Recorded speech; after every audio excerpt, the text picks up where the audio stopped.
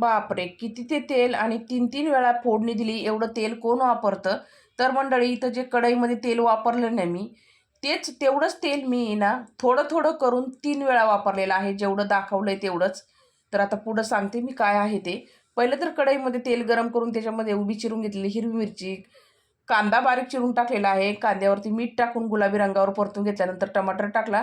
कांदा टमाटर चांगला सॉफ्ट होईपर्यंत परतून घेतल्यानंतर घरगुती मसाला, लाल काश्मीरी मिरची पावडर, हळद टाकलेली आहे.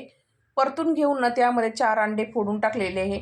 अंडे आणि कांदा, टमाटर आणि जो मसाला आहे तो व्यवस्थित असा एकत्र करून घेतला. म्हणजेच हे चांगलं परतत ठेवलं 5 मिनिटं चांगलं स्लो गॅसवरती. कोथिंबीर टाकून मिक्स करून घेतली. तयार झाली झणझणीत अशी अंडा भुर्जी. तर मेसमध्ये एकच मुलगी होती नाश्त्यासाठी, तिच्यासाठी बनवलं होतं अंडा भुर्जी आणि पाव. कालच्या पालक चणाडाळींना कमेंट आल्या होत्या, तुम्ही तेल खूप वापरलं. तर मंडळी थोडंच वापरलं होतं, जास्त नव्हतं वापरलं.